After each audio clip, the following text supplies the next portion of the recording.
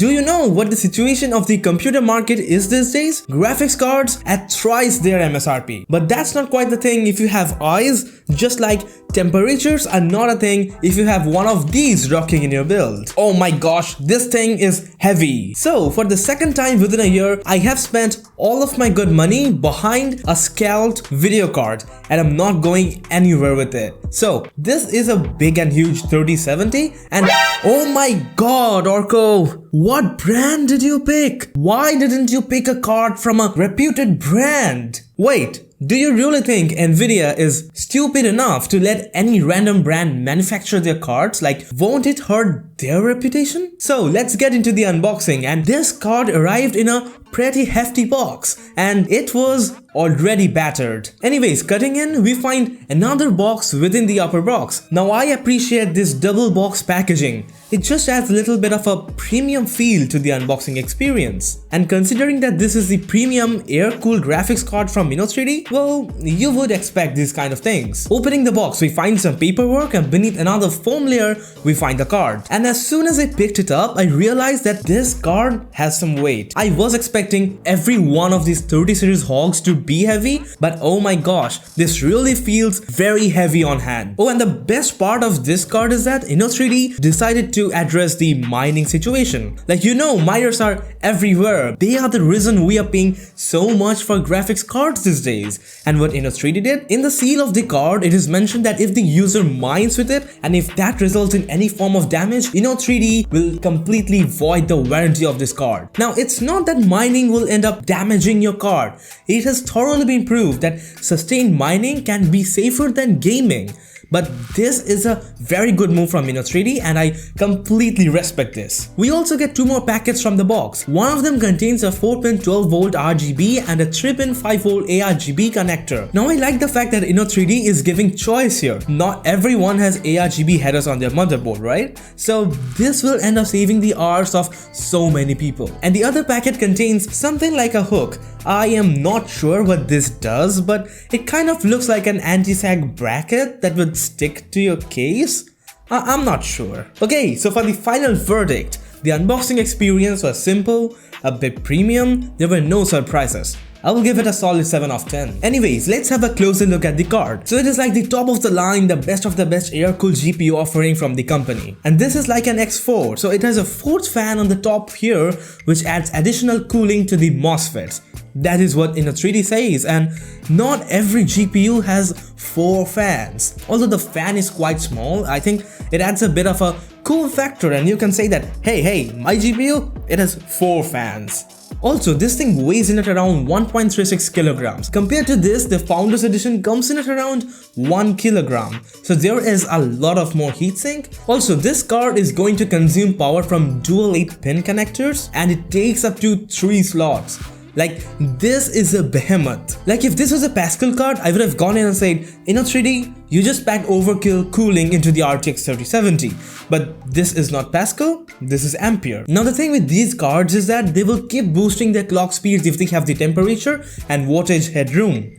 So don't take the advertised boost speeds on any website out there, they are just caps. And talking about wattage and TDP, this card does not really have a lot of it. Like, it is rated for 240 watts. No, that is high. I'm not saying 240 watts is less, but the card could have definitely benefited from a higher TDP. The 3070 Suprim X goes up to 280 watts. The iChill could have done the same. Because of this limitation, this card never gets up to 2000 MHz out of the box. The highest I saw was 1985 MHz and it just never touches 2000 MHz unless and until you apply an overclock. But here's the funny part, this card is rated for 1785 MHz, so it gets up to 200 MHz higher than the advertised clock speed just out of the box. We will get to this in more detail in the performance section. Okay, moving to the PCB design, it is quite big. Like, I'm not risking opening this card because that would straight up void my warranty and I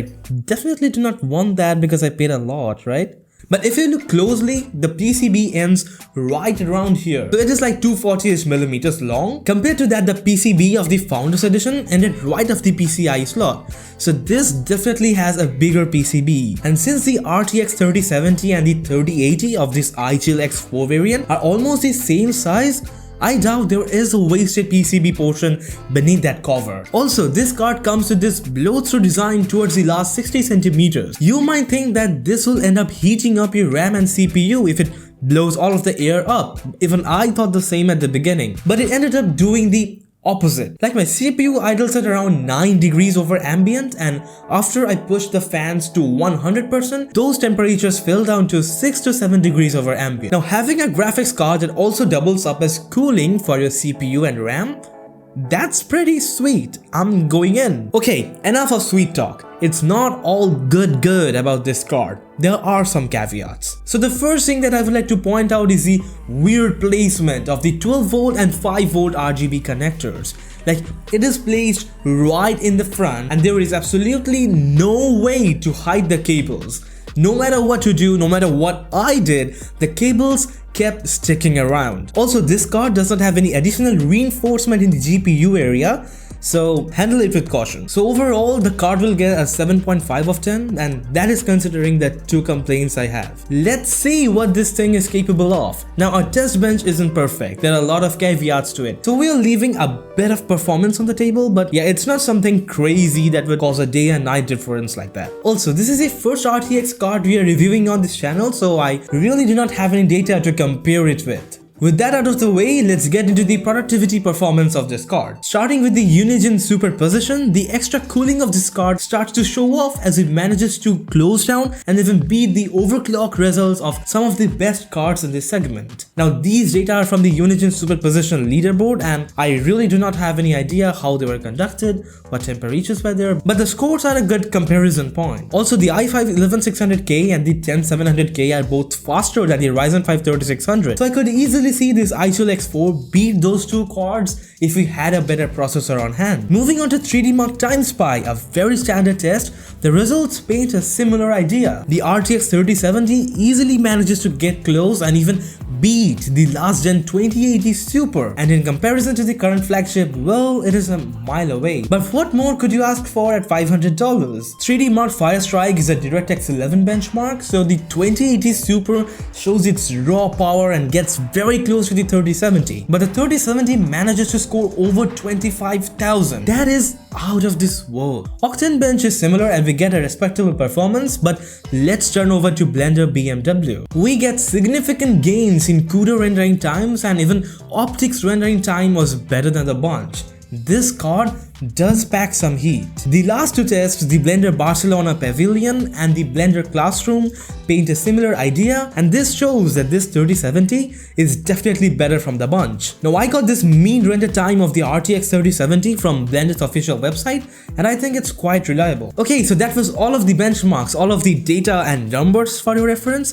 Now I want to talk about the productivity scenario surrounding this card. I picked this 3070 especially for productivity reasons because I was using an old GTX 1650 to date and the performance was a bit off. Yes, lighting builds in Unreal Engine started taking a few minutes instead of taking hours and finally crashing in the end. 4K video exports in Premiere started taking 7 to 8 minutes instead of taking an hour and crashing in the end. So the performance of this card is really up there. Like for everything I use, I haven't faced a single difficulty to date. It has just made my life easier. Also, Nvidia optimizes each of their offerings with the studio drivers so that they perform the best in productivity. So that is an added bonus point and it really does improve the productivity performance. Although I conducted all of these benchmarks with the latest game ready driver because most of the people that will buy a 3070 will be using it for gaming. So if you ask me for a score, an 8 of 10. This card is very good for productivity. So let's see what this card can do in some of the latest and greatest AAA games. Starting with Control at 1080p, we see almost 120 FPS with ray tracing and DLSS turned off. Turning ray tracing on, however, tanks the performance, but DLSS is here to save the day. The visual difference with DLSS turned on is almost non-existent these days, and I see no reason why I would not recommend this to anyone out there. Although the RTX 3070 is not meant for 4K gaming, I gave it a shot. And it pulled off control at very playable frame rates. Turning ray tracing on, however, tanks the performance, but these are the highest settings at 4K, so you can easily tweak them a bit down, turn on DLSS, and you'll have a playable game. Moving over to Cyberpunk, the 1080p performance wasn't what I was expecting it to be because the game is very intensive and it is not well optimized. Also, I tested the title at some of the most demanding areas of downtown Night City, so these are the worst metrics you'll get out of this game. Also, the fact that the 3070 has not been built for 4K gaming clearly shows it off in Cyberpunk. But Cyberpunk is Cyberpunk, and these are the highest settings with ray tracing set to psycho. So you can always turn them down a bit, especially because Ultra is very resource demanding in this game. Moving over to Forza Horizon 5, one of the best optimized titles on this list, 1080p gives us loads of frame. Also, I tested this game in the extremely demanding town of Guanajuato, so you will get over 100 frames when you roam around the countryside, which you will be doing most of the time. 4K is completely playable in this game, with this card averaging almost 60 FPS in the most demanding area of the map. Moving over to Fortnite, this card pulls off 180 FPS in the highest settings with DirectX 12 features turned off. Ray tracing is very demanding in Fortnite, but implementation is still in beta and I am expecting things to improve as it moves on to the final launch. The 3070 pulls off a great 4K experience and the benefits of DLSS are completely shown in Fortnite. Shadow of the Tomb Raider at 1080p shows overkill numbers, and now this game is over 3.5 years old, so it would not be difficult for 3070 to run it at 1080p. The 4K performance was a bit off, like I was expecting more out of it, but turning on DLSS gives you a completely playable experience, and good luck pointing out the very little visual difference. Okay, so the second last game of this list was a complete mess. Yes, I'm talking about Watch Dogs Legion, and performance in that game can be a real nightmare. Like the 3070 was crumbling to keep up even at 1080p. Turning DLSS on drastically improves the performance, and it seems like this game is unplayable without it. 4K pushed the frame rates down to a single digit. Now this is pathetic. The only way to experience this game at 4K is to turn ray tracing off and DLSS on. Okay, so let us conclude the test with The Witcher 3, and this is like a 6-year-old game. At 1080p, the FPS went over 100 and it even got to 120 FPS at times. The 3070 also managed to pull off a 4K 60 FPS. That is great. So overall, we see that this card is a bit overkill for 1080p unless you're going for competitive gaming. And 4K performance is a bit in the mud, but it gives a playable frame rate in almost all of the games. And I'm excluding Cyberpunk and Watch Dogs Legion from this list of playable games. I think that the 3070 is good at Quad HD or 1440p, and Nvidia does right by marketing it at that resolution. Okay, so that was for the benchmarks. Now let us talk about the practical experience of gaming with the 3070. It should not be a problem to game at up to 1440p with this card, although it manages to pull off a quite decent 4K experience. But in today's most popular resolution, which is 1080p, this card manages to pull off a very decent performance. Yes, there are a few stutters here and there in some games, especially in Watch Dogs Legion where it's completely stuttery, and also in Cyberpunk and Forza, there are a few stutters here and there. Now these titles like Cyberpunk, Watch Dogs Legion, Microsoft Flight Simulator are a different story, and better do not max out the settings. Flight Simulator is a different story altogether, but Watch Dogs and Cyberpunk could easily have enjoyed a bit more optimization. I'm giving the 3070 a solid 8.5 out of 10 for gaming in 1080p and 1440p. This iChill X4 variant also takes care of the temperatures and fans, so this is a great gaming card. Oh, and talking about fans, this card is a bit different, with the spotlight being on this fourth fan. So let's talk about the sizes and specs a bit. The three big fans in the bottom are 90 centimeters with these scythe blades which curve out like a katana. These are optimized for airflow, and that is what we will need in a graphics card. All of these three fans work anti-clockwise, so they pull air into the graphics card, and this is not one of those alternate spinning graphics cards that surfaced a few years back. It is a completely traditional open air design. Oh, and talking about this fourth fan, it is a 45 centimeter fan and it works anti-clockwise too. So it is also bringing more air into this graphics card. I think Inner3D has done a very decent job with the cooling design. It has 7 heat pipes and a very large surface area to dissipate all of those heat, and also a large portion of the heat sinks are exposed, so cooling this card will not be a hiccup. I will give this a solid 8.5 of 10. Okay, so now let us look at how much noise this card creates. Now these fans have crazy RPM ratings. they can go all the way up to 3500 RPM. Oh, that is massive. Now when the system idles, the fans completely stop, so there is no noise created at all. And when you give it any load, be it gaming or exporting videos in Premiere Pro, the fans ramp up to only 36% or 1200 RPM, and that creates almost no noise. Ramping the fans up to 100% or 3500 RPM does create a lot of sound, but the fans have never gotten to that in normal use case scenario. Normally at an ambient temperature of 21 degrees, the graphics card stays at 31 degrees when it's idling, but when I ramp the fans to 100%, the temperatures fell all the way up to 25 degrees. Impressive. You could do that. That temperature, 4 degrees over ambient, is completely achievable. This graphics card is so quiet that I ended up bending down and checking whether the fans are rotating or not most of the time. And yes, they were rotating. I am thoroughly impressed with this, a solid 9 of 10. Also, considering the fact that the cooling design of this card is a complete carryover from the RTX 3080 iChill X4, the temperatures on this thing are expected to be low. And yes, they are. The temperatures never cross the 65 degrees Celsius mark, and that is impressive. I am giving this an 8 of 10. Okay, now this card is rated for 240 watts, but the power draw history is very consistent. Like the load was Cyberpunk 2077 at 1080p with RTX on and DLSS off. Now that is not a sustained load, right? Like gaming is not a sustained load. But the power draw history stays very consistent at 220 to the upper 230s, and that is very acceptable. The power draw is very consistent, but well, the TDP could have been a bit higher.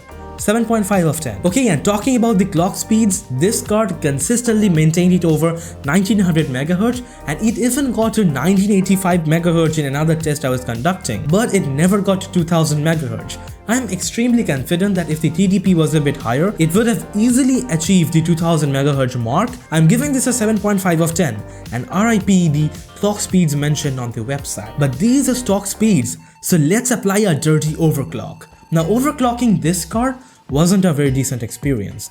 Like, this card does not have a dual BIOS, so if you end up getting crazy results on your overclock, your card will end up being bricked. So be cautious. Although it says OC over here in the box, the overclocking experience was pretty much in the mud. So the card maxed out at a mere plus 155 and plus 275 MHz offset, the Unigine superposition benchmark, but it pulled off an increase of 4.45% in the score. 3D Mark Time Spy was not happy with those scores, so I had to apply a plus 120 and a plus 250 MHz offset on the memory and the core clocks respectively, and that ended up increasing the score by 3%. And the card did not enjoy any increase with the power limits as such, with even a 1% offset resulting in lower scores. I was expecting more in the overclocking division of this card, like it has the cooling to pull it off. The temperatures never went past 65 degrees in any test. So overclockers, this is a lucrative card, but stay away from it.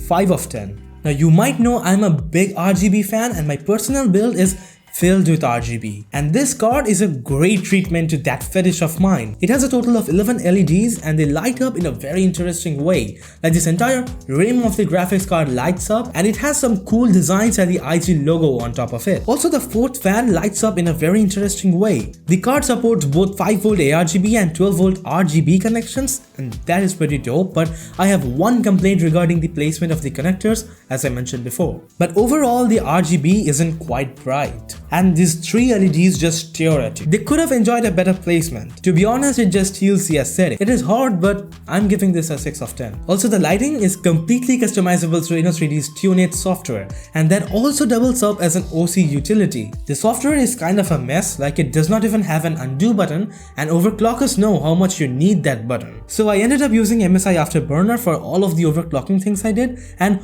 what is this AI scan button? It indefinitely pushed the card to high core and memory offsets and applied a 100% load on the GPU when all I was doing was just listening to music on my computer, and I had to reinstall the software to get rid of those stupid settings because this does not have an undo button. Never use this software for overclocking. It is pure headache. And also the lighting controls are fairly limited. It just has 8 modes to choose from, and yes, this user mode is completely useless, and you will either be using ARGB sync or RGB sync or none of them. But I think the presence of ARGB and RGB sync prevents it from scoring an absolute 0, and I found myself using the ARGB sync all the time and using the Razer Chroma software to control the lighting. That software is much better than this. Although the software is kind of a mess, a software is a software.